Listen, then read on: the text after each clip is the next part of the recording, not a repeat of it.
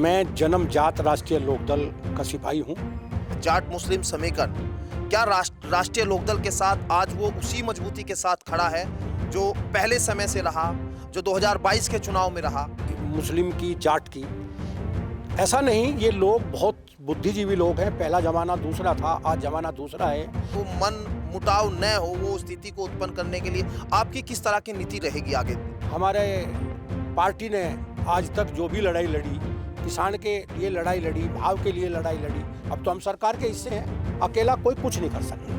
ये सब मिलजुल कर करेंगे। पार्टी के वरिष्ठ लोग हैं, वरिष्ठ नेता हैं हमारे, सब लोग मिलजुल कर करेंगे। नमस्कार, स्वागत है आपका न्यूज 80 पर। मैं हूं आपके साथ राहुल राणा। पश्चिम उत्तर प्रदेश में राष्ट्रीय लोकदल ने एक बड़ा फेरबदल किया है। सत्ता की सहयोगी राष्ट्रीय लोकदल, और जो इस बार फेरबदल किया है, ये माना जा रहा है कि 2027 के चुनाव को लेकर ये बड़ी रणनीति जयंत चौधरी ने बना ली है। क्या है पश्चिम उत्तर प्रदेश को लेकर राष्ट्रीय लोकदल की नीति और क्या आगे आने वाले दिनों में क्या कार्यक्रम रहेंगे, तमाम बातचीत करेंगे। जो नवनियुक्त क्षेत्रीय अध्यक्ष हस्तिनापुर से तिरसपाल मलिक जी बनाए गए हैं, वो हमारे साथ बातचीत करने के लिए है। और चौधरी चरण सिंह के साथ से वो राष्ट्रीय लोकदल के साथ जुड़े रहे। चौधरी अजीत सिंह के साथ पूरा लंबा एक उनके काम करने का अनुभव रहा, और आज जयंत चौधरी के साथ वो काम कर रहे हैं। यानी तीसरी पीढ़ी राष्ट्रीय लोकदल की जो है उनके साथ आज है और वो काम कर रहे हैं। क्या नीति है, किस तरह से वो आगे आगामी जो दिन है वो किस तरह से राजनीति में अपनी रणनीति दिखाएंगे, बातचीत तमाम करेंगे। सबसे पहले आपको बहुत बहुत धन्यवाद, नवनियुक्त आपको जो क्षेत्रीय अध्यक्ष के तौर पर चुना गया है। धन्यवाद जी राणा जी, आपका बहुत बहुत धन्यवाद। आपने समय दिया, बहुत ही अच्छा लगा मुझे। मैं आपके माध्यम से जनता को कुछ संदेश देना चाहूँगा। मैं जन्मजात राष्ट्रीय लोकदल का सिपाही हूँ। मैं आदरणीय भारत रत्न स्वर्गीय पूर्व प्रधानमंत्री चौधरी चरण सिंह जी, जो हमारे नेता थे, जो किसान मसीहा थे, उनके साथ तो बहुत ज़्यादा तो नहीं, लेकिन कुछ समय उनके साथ भी मैंने उनका समय देखा है। क्रांति दल थी, पार्टी का नाम था, और उसमें हलधर किसान हमारा निशान था। तब से हम लोग बच्चे थे और गांव में रात में नारे लगाते घूमते रहते थे, और हमारा नारा था, चाची ताई आयोरी, हलधर पर मोहर लगाइयो। और उसके बाद आदरणीय स्वर्गीय मेरे नेता, हमारे सबके नेता चौधरी अजीत सिंह जी, उनके साथ तो उनके पूरा जीवन, जब से राजनीति में आए और जब से वो हमारे बीच से गए, मुझे उनके साथ रहने का मौका मिला। बहुत ही सरल स्वभाव के, बहुत ही अच्छे नेता थे। मैं उनके बारे में जितने शब्द कहूँ वही कम हैं। और उसके बाद हमारे नेता राष्ट्रीय लोकदल के राष्ट्रीय अध्यक्ष आदरणीय चौधरी जयंत सिंह जी, जो किसान और मजदूर की बात करते हैं, छोटे व्यापारी की बात करते हैं, और जो भी जिम्मेदारी उनको भारत सरकार में आज मंत्री हैं, जो जिम्मेदारी उनको मिली है, हम देखते हैं वो बहुत अपनी जिम्मेदारी का निर्वाह करते हैं, चिंतित रहते हैं। तो मैं आपके माध्यम से यही संदेश देना चाहता हूं कि मैं धन्यवाद भी करना चाहता हूं आदरणीय चौधरी जयंत सिंह जी का, कि उन्होंने मेरे जैसे एक छोटे से वर्कर को आज इतनी बड़ी जिम्मेदारी दी है। और मैं ये चाहूँगा कि मैं इस जिम्मेदारी को अच्छी तरह से निभा सकूं, संगठन को मजबूत कर सकूं। और मैं अभी ये जिम्मेदारी मिलने के बाद, मेरी अभी चौधरी साहब से मुलाकात नहीं हुई, मैं बहुत जल्दी उनसे मुलाकात करूंगा, और वो मुझे जो निर्देश देंगे, जो मुझे वो आदेश देंगे, जो नीति बताएंगे, मैं कोशिश करूंगा कि उस पर मैं चलूं और चल कर के खरा उतरूं।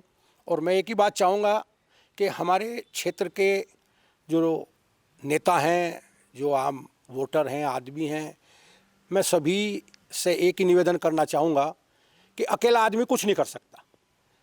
वो सब मिलजुल करके काम करेंगे, और मैं पूरी मेहनत करूँगा कि इस संगठन को चौधरी साहब का जो निर्देश होगा उसको आगे लेकर के चलूं, जिससे कि पार्टी मजबूत हो। यही मैं आपके माध्यम से संदेश देना चाहता हूं। आपने अपनी नीति भी बता दी, आपने रीति भी बता दी, चौधरी चरण सिंह की भी आपने बात कर दी। चौधरी चरण सिंह जी के साथ में आपने एक तरह से जो है काम करना कहे या उनको काम करते देखा है। चौधरी चरण सिंह जी, आप एक बात बता रहे थे कि जब चौधरी चरण सिंह जी आखिरी वक्त में थे देश के लिए, जिस तरह से आप मुझे बता रहे थे, मैं चाहता हूँ दर्शकों को भी जानना चाहिए कि क्या आपकी आखिरी यादें उनके साथ है। चौधरी साहब जब बीमार थे और हमारे नेता स्वर्गीय चौधरी अजीत सिंह जी उनको इलाज के लिए विदेश ले जा रहे थे, तो रात के लगभग 1:30-2 बजे थे। तो हम लोग वहाँ उनके पास थे दिल्ली में उस समय, और उन्होंने जो बात कही वो बड़ी आज भी मेरे याद है। तब हमारे जो वीरेंद्र सिंह मंत्री जी पूर्व मंत्री हैं, वो भी राष्ट्रीय लोकदल में थे, मैं भी था, सतबीर पवार थे, हम तीनों लोग थे। तो वहाँ जब चौधरी साहब की आवाज़ बहुत धीमी निकल रही थी, बीमार थे, अमेरिका इलाज के लिए उनको आदरणीय चौधरी अजीत सिंह जी ले जाने को तैयार थे, तब तक वो चौधरी साहब नहीं आए थे उनको लेने। तो उन्होंने एक बात कही थी, वो मुझे आज भी याद है। बहुत ही जब वो बात याद आती है तो बहुत परेशानी होती है दिल को कि कैसे नेता थे। उन्होंने ये कहा था धीमी आवाज़ में कि इस देश का क्या होगा। ऐसी स्थिति में राणा जी, हर व्यक्ति अपने परिवार को, रिश्तेदारों को याद करता है, लेकिन चौधरी साहब ने वो बात कह कर के हमारी आंखों में आंसू थे कि देखो ये कितने बड़े नेता हैं, कितनी बड़ी बात है, क्या कितनी गहरी सोच है कि इन्होंने कितनी बड़ी बात कही। आज भी इनको देश का कितना फिक्र है। तो ये थे नेता। अब मैं थोड़ा सा आगामी जो राजनीति की जो स्थिति है उस पर मैं आपसे थोड़ा सा ये समझना चाहता हूँ कि अब पंचायत चुनाव भी होने उत्तर प्रदेश में, 2027 का चुनाव भी होना है। आपको आगामी जो स्थिति है पार्टी को लेकर, संगठन को लेकर, क्षेत्र के हिसाब से क्या नजर आ रही है कि राष्ट्रीय लोकदल आज किस स्थिति में आगे बढ़ेगी? देखो, ये तो हमारी मेहनत के ऊपर भी है कि हम लोग कितनी मेहनत कर पाएं। राष्ट्रीय लोकदल के साथ समाज, किसान वर्ग, मजदूर वर्ग, जिसको हम कमेरा कहते हैं, इनका दोनों का चोली दामन का साथ है। छोटा व्यापारी, चौधरी साहब की हमेशा यही नीति रही, छोटे उद्योग की नीति रही, और पूरी उम्मीद है कि राष्ट्रीय लोकदल और ज़्यादा उभर कर आएगा आगामी चुनाव में। ये मैं तो उम्मीद करता हूँ। मीडिया में एक खबर दिखाई देती है, आप लोग भी उस चीज को जानते समझते हैं, जाट मुस्लिम समीकरण राष्ट्रीय लोकदल का कोर वोटर रहा। आप आज उस स्थिति में कैसे देखते हैं ये जो वोट है जाट मुस्लिम समीकरण, क्या राष्ट्रीय लोकदल के साथ आज वो उसी मजबूती के साथ खड़ा है जो पहले समय से रहा, जो 2022 के चुनाव में रहा? देखो राणा जी, ये आप जो कह रहे, इसमें ये लोग तो हैं ही, लेकिन यहाँ का जो पिछड़ा वर्ग है वो भी राष्ट्रीय लोकदल के साथ है, ऐसी बात नहीं। और अब जैसा कि आपने बात कही मुस्लिम की, जाट की, ऐसा नहीं, ये लोग बहुत बुद्धिजीवी लोग हैं। पहला ज़माना दूसरा था, आज ज़माना दूसरा है। ये हर बात को सोच करके आदमी फैसला लेता है, क्योंकि हमारी जो पार्टी की नीति है वो किसान की, मुस्लिम भी किसान हैं, हर जाति के लोग किसान हैं, जाट भी किसान हैं, सैनी भी किसान हैं, ठाकुर भी किसान हैं, कश्यप भी किसान हैं। तो ऐसी कोई बात नहीं। किसान का अगर हमारे पार्टी ने आज तक जो भी लड़ाई लड़ी, किसान के लिए लड़ाई लड़ी, भाव के लिए लड़ाई लड़ी, अब तो हम सरकार के हिस्से हैं, अब तो रेट भी बढ़े हैं गन्ने के, किसान को बहुत कुछ मिल रहा है। लेकिन ये सब लोग ऐसे नहीं, गुंडागर्दी सब खत्म है। तो ये सब लोग बुद्धिजीवी हैं, ये साथ हैं, साथ रहेंगे, हर बिरादरी साथ रहेगी।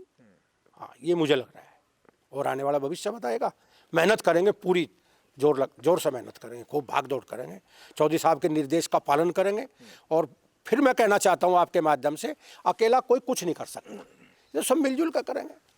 पार्टी के वरिष्ठ लोग हैं, वरिष्ठ नेता हैं हमारे, सब लोग मिलजुल कर करेंगे। क्योंकि एक सवाल ये भी कि बीजेपी रालोद के नेताओं के बीच तालमेल को लेकर आता है। अब चुनाव है, चुनाव में सीटों के बंटवारों की बात होगी और इस बीच में कहीं ना कहीं हर व्यक्ति की इच्छा रहती है कि मुझे टिकट मिले।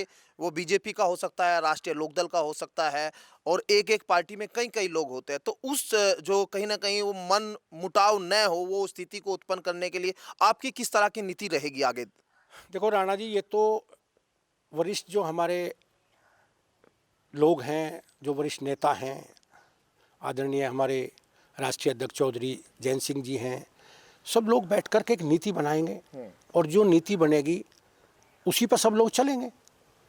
तो अगर ये तो अच्छी बात है कि हमारे पार्टी के 8 लोग मांग रहे हैं, कहीं से आपने जैसा कहा कि 8 हैं 6 हैं, तो ये तो अच्छी बात है।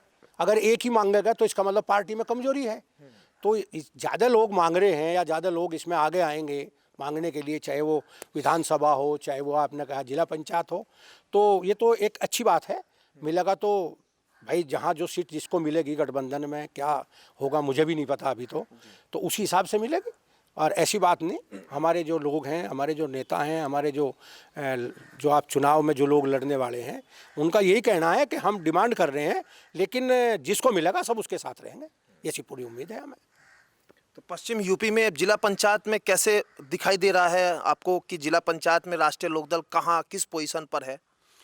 राष्ट्रीय लोकदल मजबूत है अपनी जगह और निश्चित तौर पे आने वाले इस चुनाव में राष्ट्रीय लोकदल उभर कर आएगा, ये मुझे पूर्ण उम्मीद है। समाजवादी पार्टी के साथ 2022 में थे, आप 2027 में आप बीजेपी के साथ रहने होगे। ये तो राजनीति है, ये तो चलता रहता है। ये तो बड़े हमारे नेताओं का फैसला है, चौधरी जैन सिंह जी का फैसला है। हमें तो जो उनका फैसला है वो सबको, हमें जितने हम वोटर हैं, सपोर्टर हैं, सबको मान्य है। वो निर्णय उनका है, जो वो निर्णय लेंगे हम बड़ी खुशी के साथ सब लोग उसको मानते हैं। चलिए शुक्रिया। उम्मीद है कि जब जयंत चौधरी जी से आपकी मुलाकात होगी, बातचीत होगी, कुछ और जो है कहीं ना कहीं स्थिति क्लियर होगी। आपने समय दिया, वक्त दिया। और तिरसपाल मलिक जी थे। साफ तौर पर जिस तरह से शुरुआती दौर में मैंने कहा, चौधरी चरण सिंह के साथ उन्होंने काम किस तरह से होता है राजनीति में वो देखा है, समाज में किस तरह से काम करना है उसको समझा है। अब जयंत चौधरी जी के साथ में हस्तिनापुर क्षेत्र की कमान इनको मिली है, तो अब 27 में किस तरह की रूपरेखा तैयार होगी, पार्टी संगठन किस तरह से मजबूत होगा और क्षेत्र के लोगों को इनका लाभ क्या मिलेगा, यह आने वाले दिनों में तय होगा। वीडियो जर्नलिस्ट गौरव राठी के साथ मैं राहुल राणा, न्यूज़ 80 शामली।